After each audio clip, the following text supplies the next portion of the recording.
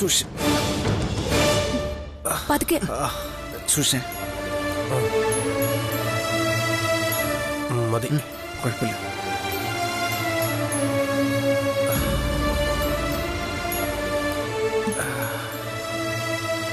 Thanks ഏട്ടാ. സാറില്ല മോളെ. ആ പിന്നെ രണ്ടുപേർക്കും ഒരു സർപ്രൈസ് ഉണ്ട്. ഒരു മിനിറ്റ്.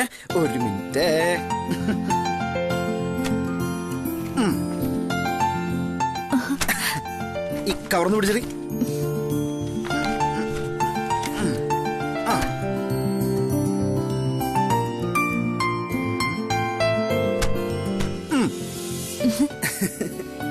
Happy anniversary.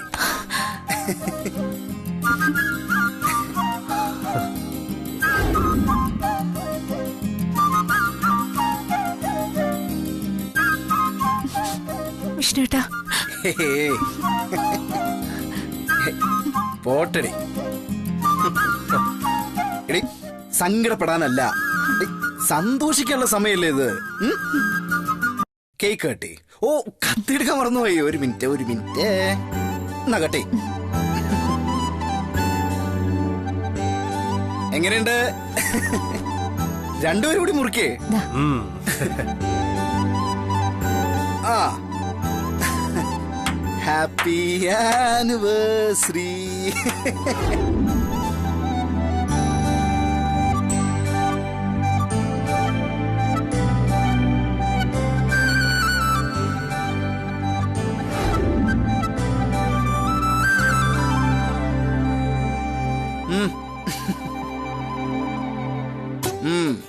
ആ അപ്പൊ എല്ലാം ഓക്കെ അല്ലേ?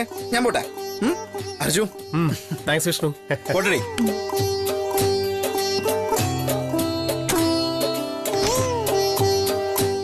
കഥ അടച്ചു.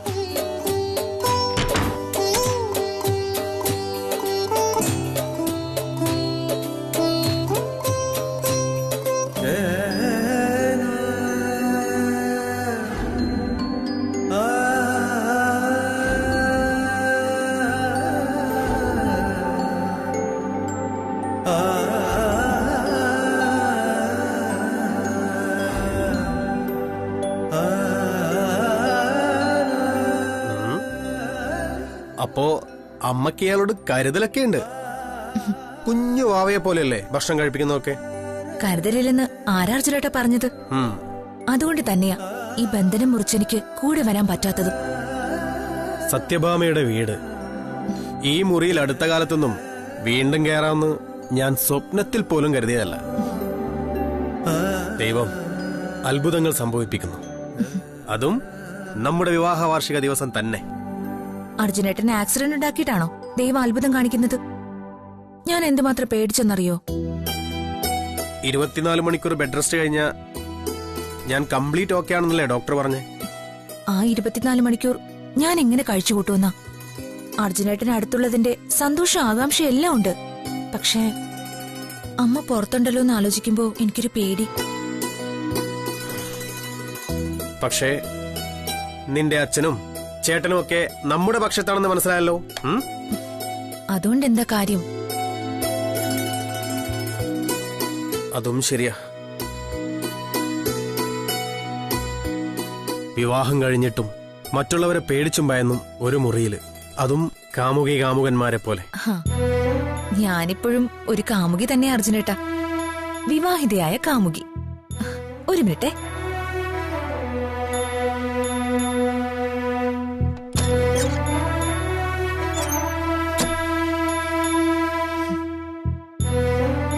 ഇതൊക്കെ എന്താണെന്നറിയോ? ഇത് അർജുനേട്ടൻ എനിക്ക് ആദ്യം എഴുതിയ ലവ് ലെറ്റർ.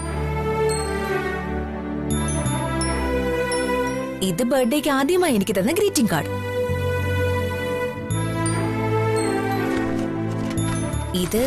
ഇത് വാലന്റൈൻസ് ഡേക്ക് എനിക്ക് സമ്മാനിച്ച മോതിരം.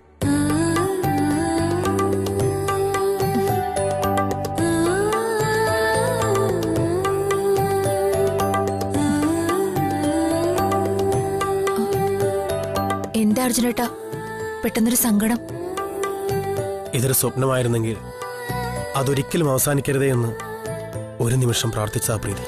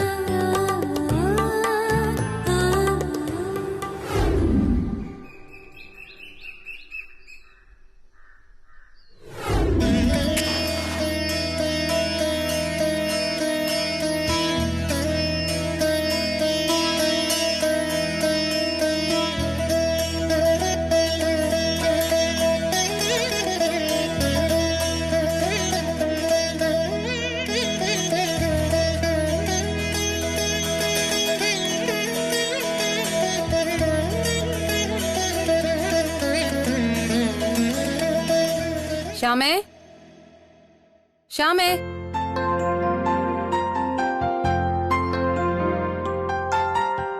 കുഞ്ഞേച്ചി എന്റെ ബാഗ് കണ്ടായിരുന്നോ? എന്റെ ബാഗേ ഞാൻ എടുത്ത് തിന്നു. കോളേജിൽ നിന്ന് വരുമ്പം അവിടെ എവിടെയും വലിച്ചെറിയുമ്പോ ഓർക്കണം, രാവിലെ നോക്കുമ്പോ കാണില്ലാന്ന്. ഹോ, കണ്ടില്ലെന്ന് പറഞ്ഞ പോരെ, എന്തിനാ ഇത്രയും ഡയലോഗ് അടിക്കുന്നേ? കാരണം ഉണ്ടായിട്ട്. എടി, ഇപ്പൊ ബാഗ് അന്വേഷിക്കണമെങ്കിൽ ഇന്നലെ കോളേജിൽ നിന്ന് വന്നതിന് ശേഷം പുസ്തകം തുറന്നു നോക്കിയിട്ടില്ല എന്നല്ല എന്റെ അർത്ഥം. അപ്പൊ പിന്നെ നിനക്ക് എന്തായിരുന്നു ഇവിടെ പണി? അത് പറ, കേക്കട്ടെ ഞാൻ. ഹോ, ആളെ വിടി ചേച്ചി, ഞാനൊന്നും പറഞ്ഞില്ല. ഓ അല്ല, ചേച്ചി ഇതെങ്ങോട്ട്? റോഷ്നി കാണാൻ. ആരേ റോഷ്നി? സ്കൂളിൽ പഠിച്ചിരുന്നപ്പോ എന്റെ അടുത്ത കൂട്ടുകാരിയായിരുന്നു. ഇവിടെ വന്നിട്ടുണ്ട്, നീ ഓർക്കാഞ്ഞിട്ടാ. അല്ല, ഈ ഫ്രണ്ടിനെ അല്ലേ കഴിഞ്ഞ ദിവസം കണ്ടു പറഞ്ഞേ? ഇതെന്താ ഒരുമാതിരി പോലീസ് മുറ പോലുള്ള കുറെ ചോദ്യങ്ങള്? കഴിഞ്ഞ ദിവസം കണ്ട ഫ്രണ്ടിനെ ഒന്നുകൂടി കണ്ടൂടെ ഈ നാട്ടില്? അല്ല, ഏയ് അത് സാരമില്ല, നമ്മുടെ സേഫ്റ്റിക്ക് വേണ്ടിയല്ലേ അവൾ ഓരോന്ന് ചോദിക്കുന്നത്. ഒരു ജോലിയുടെ കാര്യം പറഞ്ഞിരുന്നു റോഷ്നി, അതിനാ വീണ്ടും കാണുന്നത്. അതിന് ചേച്ചി എന്ത് ജോലി ചെയ്യാൻ പോവാ? മുമ്പ് ജോലി ചെയ്ത എക്സ്പീരിയൻസ് ഒന്നും ഇല്ലല്ലോ. ഇത് നീ വിചാരിക്കുന്ന പോലെ ഓഫീസിൽ പോയി ചെയ്യുന്ന ജോലിയല്ല, വീട്ടിലിരുന്ന് പാർട്ട് ടൈം ആയിട്ട് ചെയ്യാവുന്ന ജോലിയാ. ഒരു കമ്പനിയുടെ പ്രോഡക്ട്സ് വാങ്ങിക്കാൻ നമ്മൾ ആൾക്കാരെ കണ്ടെത്തണം. അത് സൗന്ദര്യവർദ്ധക വസ്തുക്കളും മറ്റുമാണ് മെയിൻ. അതുകൊണ്ട് പെട്ടെന്ന് വിറ്റുപെക്കോളും. നമ്മൾ ഈ ബിസിനസ്സിലോട്ട് വേറെ ആൾക്കാരെ വീണ്ടും ചേർക്കുമ്പോ അതിന്റെ വരുമാനവും നമുക്ക് കിട്ടും. അങ്ങനെ ഒരു മാസം ലക്ഷങ്ങൾ വരെ സമ്പാദിക്കുന്നവരുണ്ടെന്നാ പറയുന്നത്. ഒരു പാർട്ട് ടൈം ജോലിയുള്ളത് നല്ലത് തന്നെയാ. പക്ഷെ പറഞ്ഞു കേട്ടത് വെച്ചേ ഇതൊരു തരം മണി ചെയിൻ ഏർപ്പാടാ. ഭൂരിഭാഗം മണി ചെയിൻ കമ്പനികളും തട്ടിപ്പാണ് ചേച്ചി. സർക്കാർ തന്നെ പലതും പൂട്ടിച്ചു കഴിഞ്ഞു. ഒപ്പം അവർ ഓഫർ ചെയ്യുന്ന ലക്ഷ്യങ്ങളും സ്വപ്നത്തിൽ മാത്രമായിരിക്കും. എന്തെങ്കിലും കമ്മിറ്റ് ചെയ്യുന്നതിന് മുമ്പേ നന്നായിട്ട് ആലോചിക്കണമെന്ന് മാത്രം.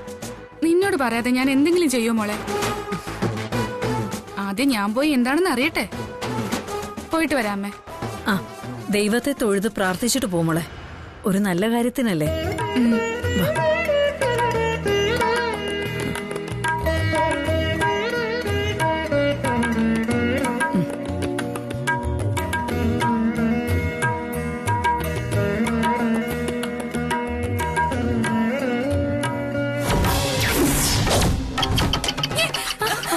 ഒരു പല്ലി.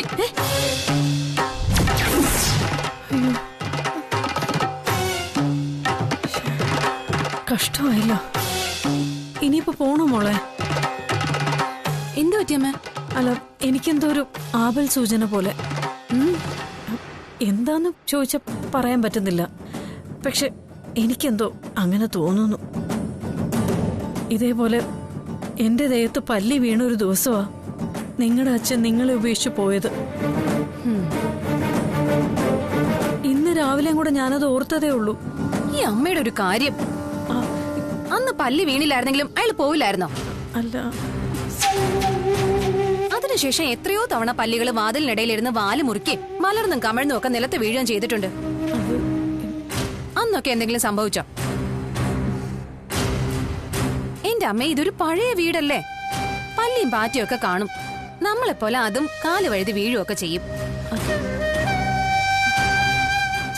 ചേച്ചി പോയിട്ട് വാ. എപ്പ തിരിച്ചു വരുമെന്ന് പറഞ്ഞാ മതി. കൂടിപ്പോയാ ഒരു 1-2 മണിക്കൂർ, അതിനുള്ളിൽ തിരിച്ചു വരാൻ പറ്റും. ശരി, ചേച്ചി ചെല്ല്. അവിടെ എത്തിയിട്ട് വിളിക്കണേ.